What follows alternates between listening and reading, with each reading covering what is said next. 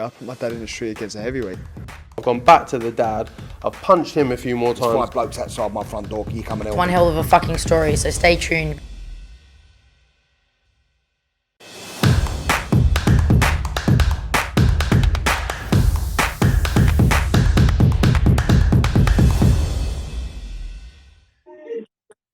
Razvan IFL TV proudly sponsored by Everlast. I couldn't find him in the UK, but I found him in Italy. Finally, Mr. Sam Jones. Sam, what are you doing?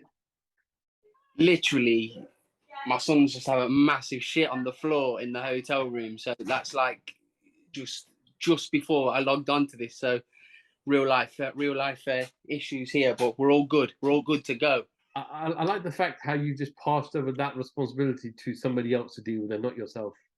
Hey, I did deal with it. Did you? Yeah. Sam, we had an incredible fight last night, Alexander Usyk and Joshua. Break down what you saw from Joshua with what you were impressed with and what you think he could have done much better. He did his best. He just did his best. And like, you cannot ask, like, from a training team, yeah, you can't ask for anything more than what he gave. When someone gives 100%, they train hard and they poured. You saw it like in his face afterwards. He was devastated after he lost that fight because he thought that there was no way Usyk could be able to beat him. So you just got to say fair play to Joshua and just the better man won.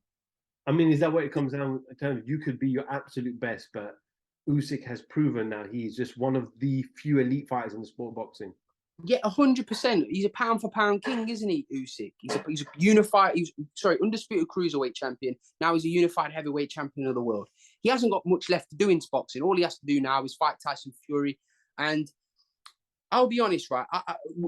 From watching Usyk, like when you watched him against Tony Bellew and you watched him against Derek Chisora, I thought Tyson Fury would have a field day with him. Just too big, just basically too big and awkward. But after watching Usyk against Joshua a couple of times, he can hold a shot really well. Joshua's a massive puncher. He can hold a shot. He's got a bit of everything. And you've got to give him a chance.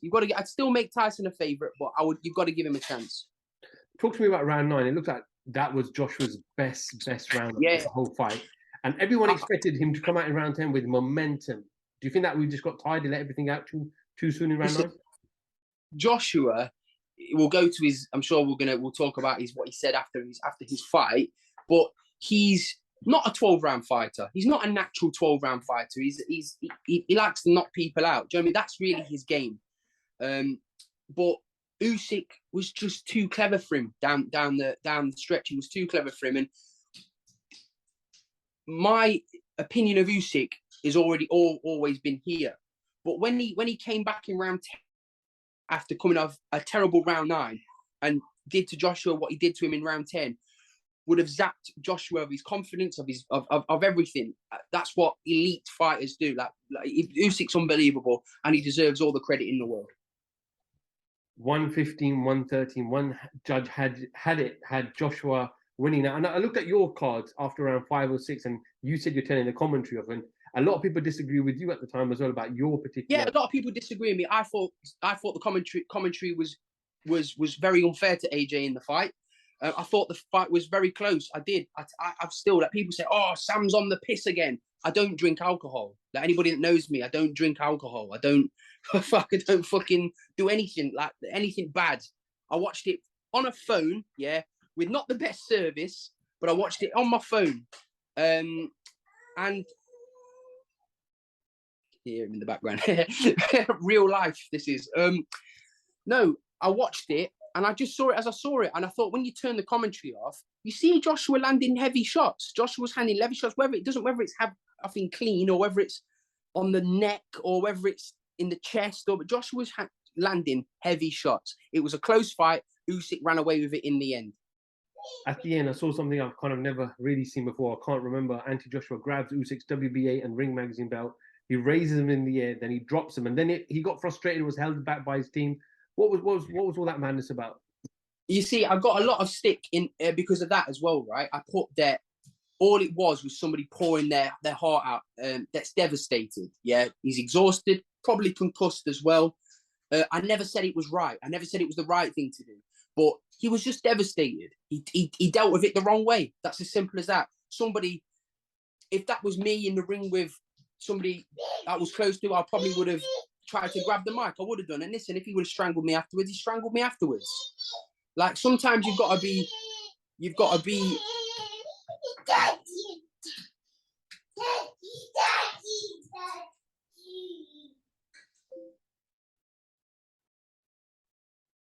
Okay.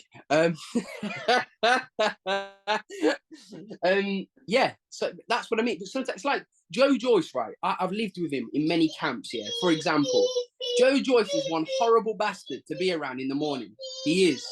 But when you spend a lot of time with you,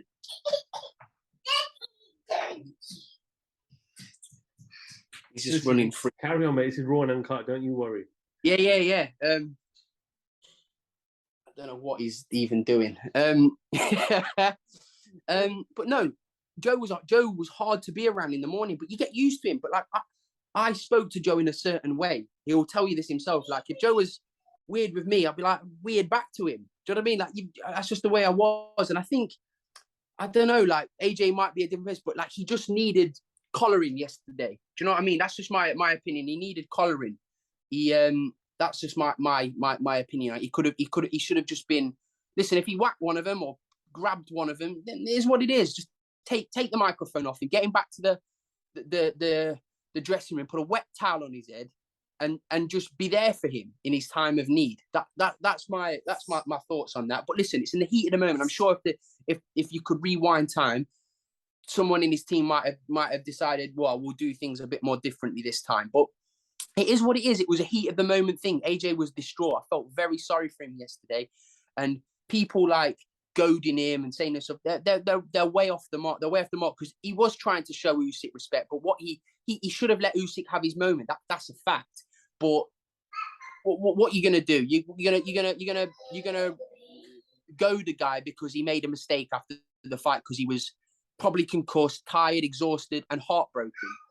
There's nothing more to it than that. During the post-fight press conference, obviously he was very emotional. He cried at times, and he said, "I want to be back out in November, December." Is that a wise thing? Should he jump straight back in? Or 100%. Joshua, the only criticism I would say of Anthony Joshua's career, because there isn't many, he's made millions of this. This is what all the noise was about. This is Roman. Is he a future boxer, Sam? Absolutely not. He's not a boxer. Say hello. Hi. Hi. Hi. But yeah, that's what the noise was all about.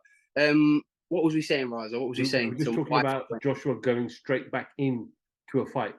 Yeah, I think that's the best thing for AJ. The best thing for AJ now in his career is to be active. That was my only criticism of AJ's career because, I say, commercially, he's been unbelievable. He's made millions. Fighting-wise, made millions. But be active. Get back in the ring, right? Mama. Whoa, dear. Mama. Go on, then. Go on, run off. Go on, run off. Right, let's shut the door. Yeah. Oh, there are no doors. All right, there's no door in here. Brilliant. Oh, yeah, there is. Oh. Raza, this is a very raw, uncut video. But yeah, so that's what I think he should do. I think he should go and fight. Like, I made a list on my Twitter earlier. I think Zhang in China, Dillian White rematch. There's Wilder. That's a monster of a fight. And no matter what anybody says, any AJ fight will sell out the O2 Arena. A Wilder fight sells out Wembley Stadium. Do you understand what I mean? There's loads of fights. And AJ has to probably look at this. Yeah, I'm not saying I don't manage AJ, but like if I was, I'd be saying, listen, that's that part of your career done. This is the second chapter. Fresh start. Let's go again. The pressure's going to be eased now because Pete, you've lost 2 in a row. The pressure's kind of off.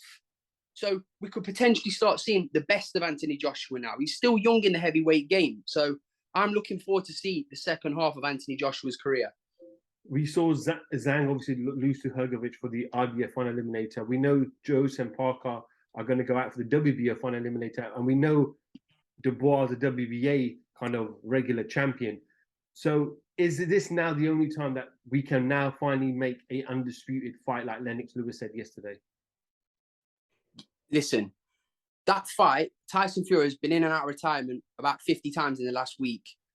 Let's have the undisputed fight. Let's see who the best heavyweight in the world is. If you will both want to retire afterwards, retire, no problem. But let's see who the man is. Sam, we'll end on this and we'll end on Usyk. After everything he's gone through over the last couple of months, for him to put up a performance like that under those circumstances, to sum him up. Listen, I said it yesterday. Usyk is an all-time great already. That word gets used a lot, like too much in boxing, in my opinion. Oh, all-time great, pound-for-pound king. He's a pound-for-pound king, and he's an all-time great. So, hats off to Usyk. Let him enjoy his moment. Let's see him fight Tyson Fury for all the marbles. And even if it's not to be against Tyson Fury, he still goes down as an all-time great. And he would definitely have beaten Johnny Nelson.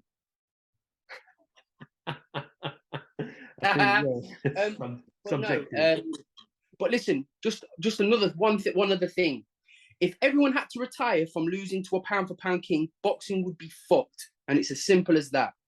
It really is as simple as that. I mean, we just because you fall short to a pound-for-pound king does not mean you should just retire. It's the only sport in the world where if you're not the absolute best at it, or if you lose a fight, you've got to retire. Like during the tennis season, I've said this before. I know tennis isn't boxing, so before these idiots say, "Oh, tennis isn't boxing," but say if Federer or Djokovic lose in one of the tour games, like I don't know, in one of those pre-Grand Slam tournament things, if he lose, he's got to retire. What? Because he lose the match.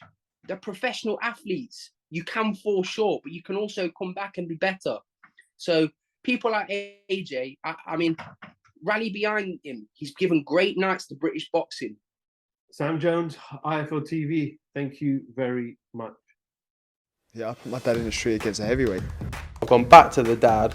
I've punched him a few more There's times. 5 blokes outside my front door. Can you come and help One me? hell of a fucking story, so stay tuned.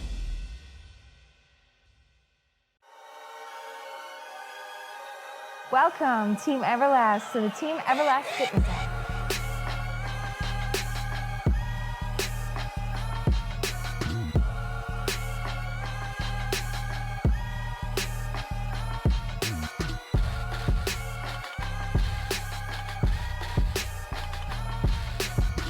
Download the Everlast Fitness app and find your greatness within.